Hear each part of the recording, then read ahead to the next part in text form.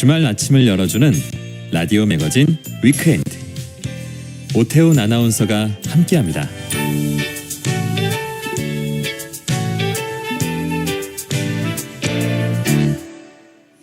네, 일상에서 발견하는 실용 인문학 이야기를 합니다. 생활 속의 인문학 코너인데요. 인문학 저자 이효건 작가 나오셨습니다. 어서 오세요. 네, 안녕하세요. 오늘 주제는 뭔가요? 오늘은 알고리즘이라는 주제로 이야기할까 합니다. 그거 인터넷 뭐 유튜브 이런 데 쓰는 거잖아요. 맞습니다. 이거 인문학에서 다뤄요? 예. 뭐 인문학 주제가 뭐 정해진 게 있습니까? 그죠? 다 할 수 있습니다. 예. 네. 조지 오웰이 1949년에 출간한 소설 중에 1984라는 제목의 소설이 있잖아요. 여기에 이런 문구가 등장합니다. 빅 브라더가 당신을 지켜보고 있다. 그러니까 소설에서는 당이 빅 브라더라 불리는 텔레스크린을 통해서 국민들의 일거수일투족을 끊임없이 감시하면서 관리하고 있습니다. 그러니까 빅 브라더가 모든 정보를 독점함으로써 국민들의 행동과 사상을 철저히 통제하고 있는데요. 오웰은 소설에서 이렇게 정보의 독점을 통해 통제하는 사회를 유토피아가 아니라 디스토피아로 그려내고 있습니다. 예. 근데 한번 생각해 보시죠. 빅브라더가 정보를 통제한 채 사람들의 사고와 행동을 감시하는 상황. 이건 단지 소설 속 이야기에 불과한 것일까요? 지금 우리가 살고 있는 현실에는 벌어지지 않는 일일까요? 이 소설이 49년에 나온 네, 거잖아요. 맞습니다. 예. 대단하네. 예. 아니 제가 컴퓨터를 딱 들어가 보면 저 옆에 내가 좀 전에 생각했던 게 딱 그 상품으로 딱 떠요. 이 진짜 신기하네. 막 이랬거든요. 그죠. 빅브라더가 있는 것 같잖아요. 예, 맞습니다. 이스라엘 출신의 역사학자인 유발 하라리가 호모데우스라는 책에서 정보통신 기술의 발전으로 인한 새로운 기술 종교의 출현을 예상하면서 이렇게 얘기하고 있습니다. 한번 들어보십시오. 기술 종교는 인간의 욕망과 경험을 중심으로 돌아가지 않는 세상을 예견한다. 그렇다면 무엇이 욕망과 경험 대신 의미와 권위의 원천이 될까? 현재 역사의 대기실에 앉아 면접을 기다리고 있는 후보는 단 하나, 정보이다. 가장 흥미로운 신흥 종교는 데이터교이다. 이 종교는 신도 인간도 우러러보지 않는다. 이 종교는 데이터를 숭배한다. 그러니까 유발 하라리는 과학기술의 발전으로 인해 정보가 힘의 원천이 되면서 정보를 지배하는 자가 권력을 질 것이다 라고 본 겁니다. 그는 이를 새로운 종교의 출현이라고 이렇게 종교에 비견하면서 데이터교라고 명명을 했어요. 그러니까 데이터를 지배하는 자가 세상을 지배하는 새로운 빅브라더로 등극한다라는 뜻입니다. 그 정보가 가장 큰 돈이고 힘이고 이런 거 아니겠습니까? 그렇죠. 맞습니다. 그래서 요즘 많은 기업들이 새로운 빅브라더가 되기 위해서 엄청난 양의 정보를 수집하고 분석하기 위해 노력하고 있잖아요. 근데 이때 필요한 기술이 인공지능이나 빅데이터 분석 기술인데 이처럼 수많은 정보 데이터를 효율적으로 분석하고 활용하기 위해서는 알고리즘이라는 게 필요합니다. 그러니까 알고리즘은 어떤 문제를 해결하기 위한 절차나 방법을 단계적으로 정리한 걸 말하는데요. 오늘날에는 컴퓨터공학과 분석 알고리즘 기술이 발전을 거듭하면서 엄청난 양의 데이터도 빠른 속도로 처리할 수 있게 되었습니다. 그 결과 지금은 모르는 게 있으면 인공지능과 빅데이터 알고리즘에 물어보는 시대가 되었어요. 그러니까 옛날 사람들은 중요한 결정을 내릴 때 예언자나 점성술사를 찾아갔다면 지금은 이제 인공지능 알고리즘에게 도움을 청하는 시대가 된 거죠. 그러니까 인공지능과 알고리즘이 새로운 신의 자리에 등극한 셈입니다. 근데 이제 이 대목에서 한번 생각해 보시죠. 우리가 모든 판단이나 의사결정을 내릴 때 알고리즘에게 물어보고 판단을 맡기는 거 이거 현명한 태도일까요? 이거 문제가 좀 있을 것 같긴 한데 그래도 얘들이 더 정확하고 공정할 것 같기는 해요. 네, 뭐 그런 경우도 있겠죠. 그죠? 물론 말씀하신 대로 잘만 하라고 하면 생활의 편리함을 가져다 주는 경우 적지 않습니다. 예컨대 차를 몰고 잘 모르는 곳을 여행할 때 어떤 경로로 가야 할지는 인공지능 알고리즘의 도움을 받는 게 현명합니다.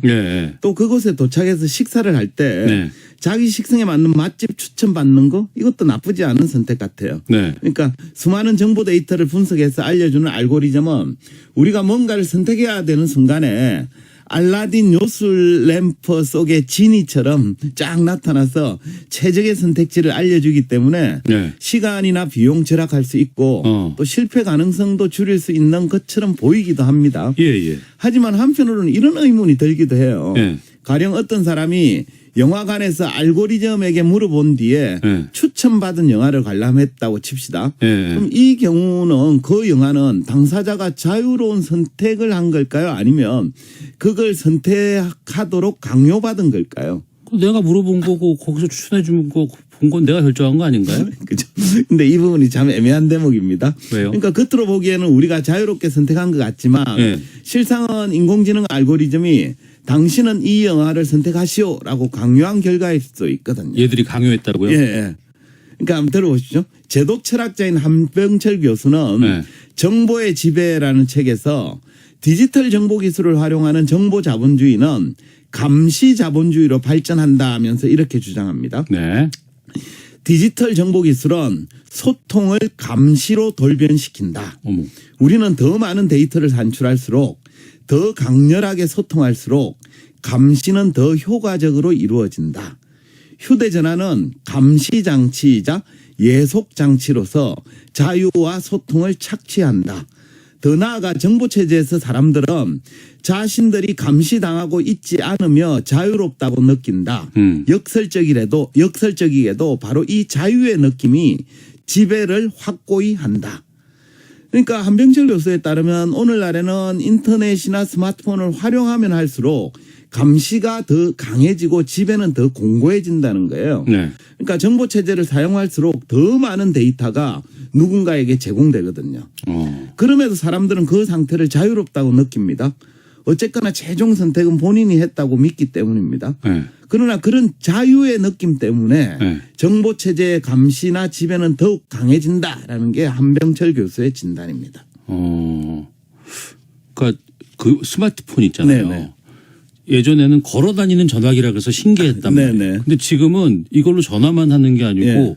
돈도 보내죠. 그렇죠. 이 안에 사진도 들어가 예. 있죠. 내 모든 어딜 다녀왔는지가 네. 다 이 안에 있어요. 그렇죠. 그러니까 이거만 확보하면 그 네. 사람의 모든 걸 다 알 수 있는 그렇죠. 거야. 그 사람 생각이나 행동 뭐 이런 걸 다 알 수 있는 거죠. 그러니까 그런 내 정보를 다 파악할 수 있는 도구가 되기도 네, 하잖아요. 그렇죠. 맞습니다. 그래서 감시가 더 강해지는 거죠. 네, 네.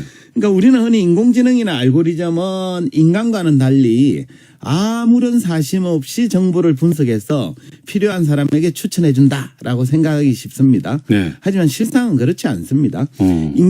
인공지능 속에 있는 빅데이터 알고리즘에는 그 알고리즘을 설계한 사람의 의도가 반영될 수밖에 없거든요. 네. 따라서 인공지능 알고리즘의 추천은 개인의 취향이나 본성만이 온전히 반영된다라고 보는 건 좀 아니란 생각일 수 있습니다.